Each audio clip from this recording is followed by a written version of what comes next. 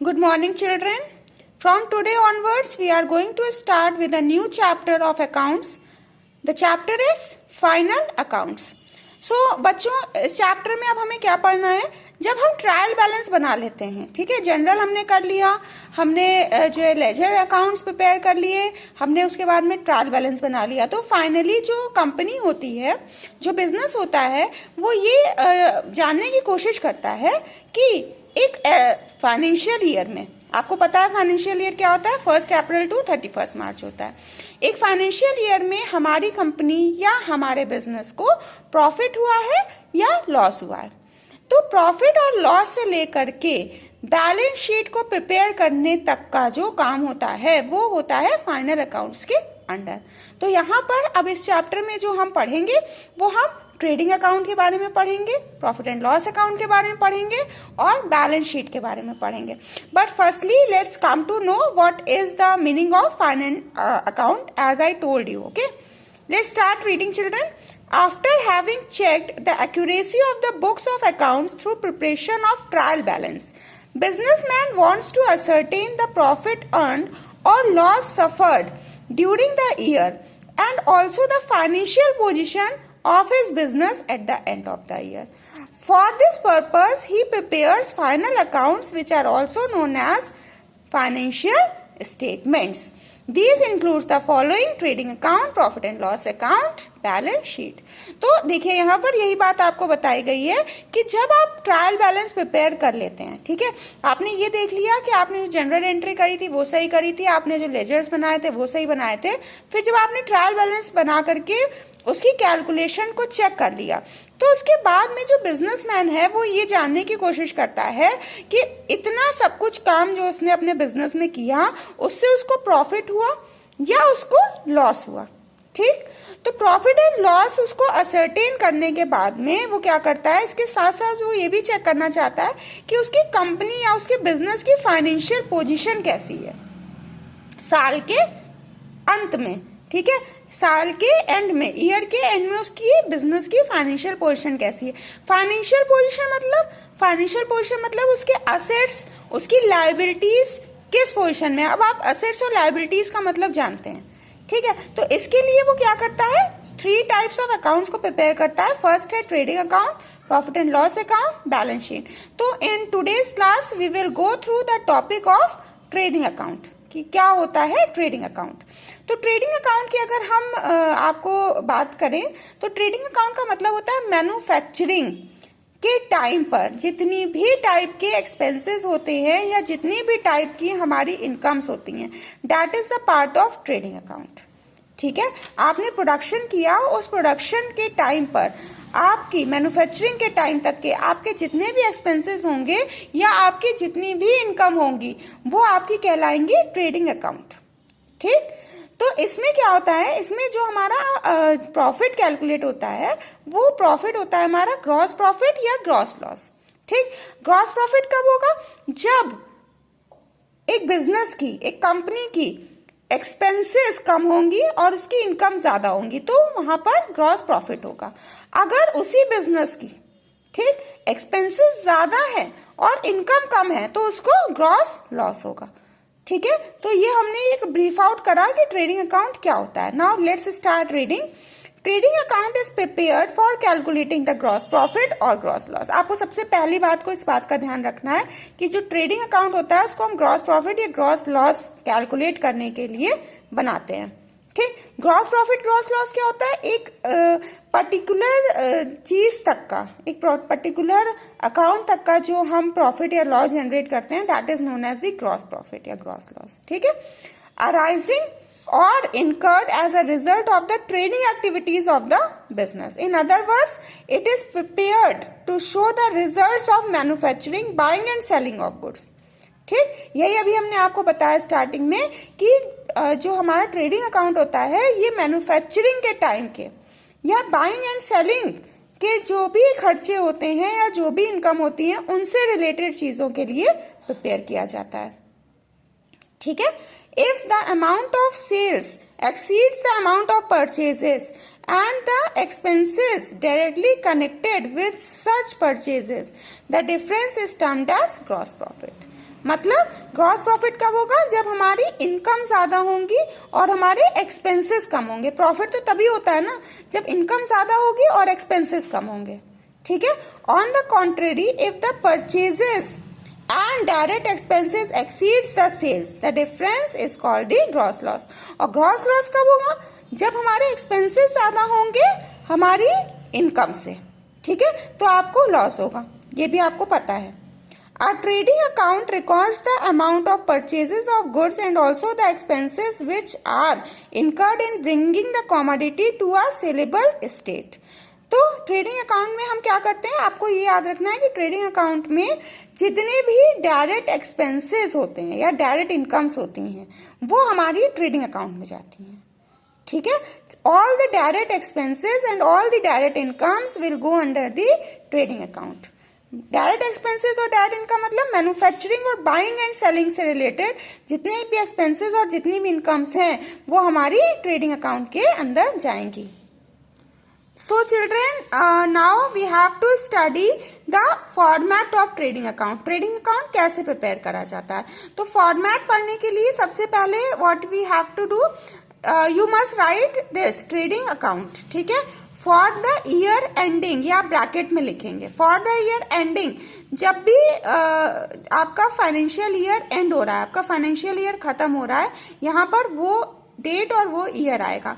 Like हमने लिखा for the year ending 31 मार्च 2017, 31 मार्च 2020, तो यहाँ पर हमारी फाइनेंशियल ईयर की क्लोजिंग डेट आएगी, ठीक। ओपनिंग डेट क्या होती है? 1 अप्रैल होती है।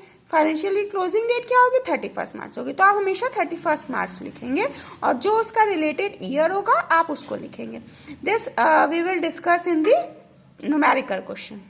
Now the format will be particulars amount, particulars amount। this is your debit side, this is your credit side।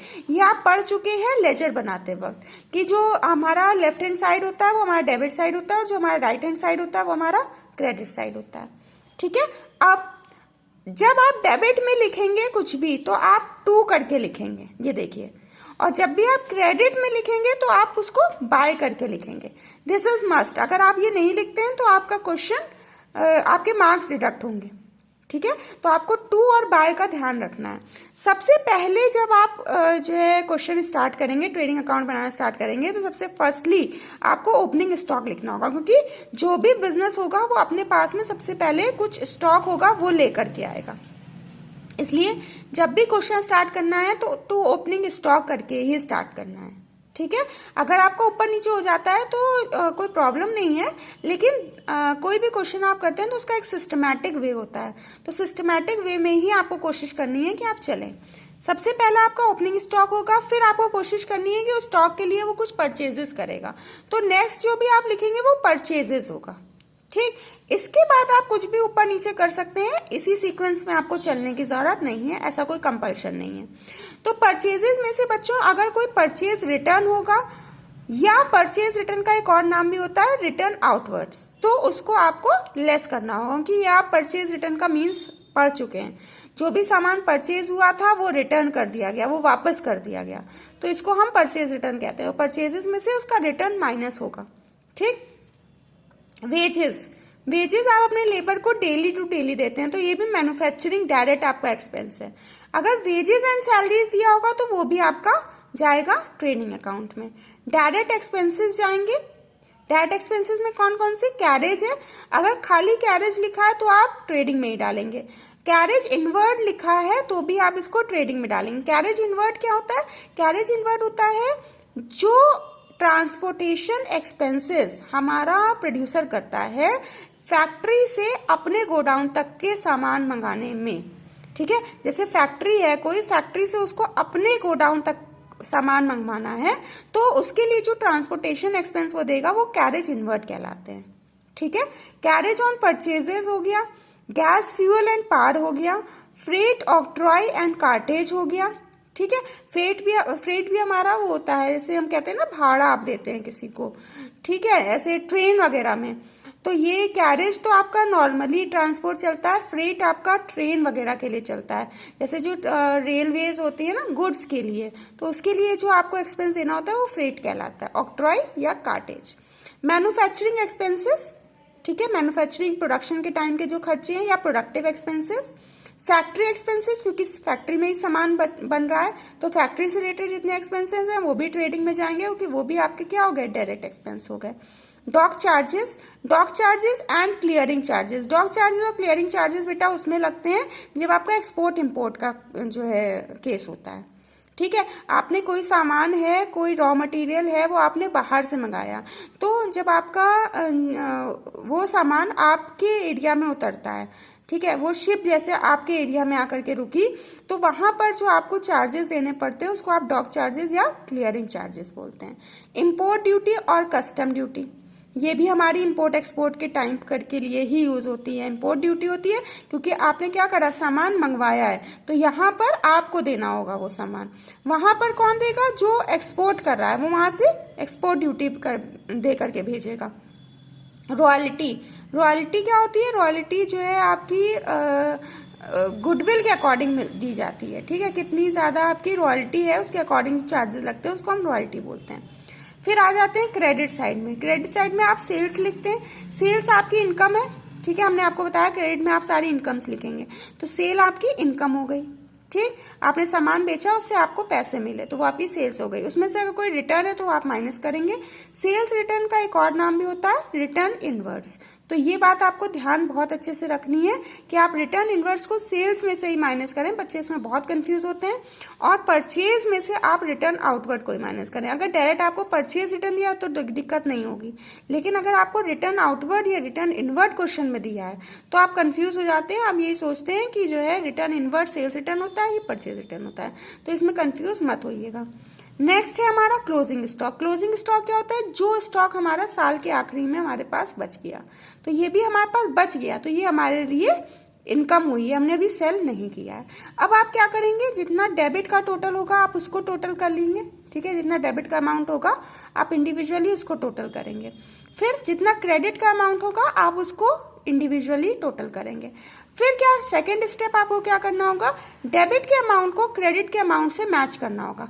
अगर क्रेडिट साइड बड़ी है तो आपकी ग्रॉस प्रॉफिट होगी, अगर आपकी डेबिट साइड बड़ी है, ज्यादा है, बड़ी मतलब ज्यादा है, तो आपका लॉस होगा, ठीक।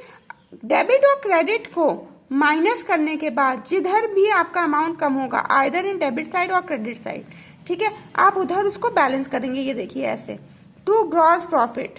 ग्रॉस प्रॉफिट कब आएगा, जब आपका क्रेडिट साइड ज्यादा होगा, तो आप क्या करेंगे, ग्रॉस प्रॉफिट करेंगे। अगर आपका ग्रॉस ये डेबिट साइड ज्यादा है, मतलब एक्सपेंस साइड ज्यादा है, तो आप क्या करेंगे, बाय ग्रॉस लॉस करेंगे, ठीक है। और यही ग्रॉस प्रॉफिट या ग्रॉस लॉस हमारा ट्रांसफर होगा प्रॉफिट एंड लॉस अकाउंट में।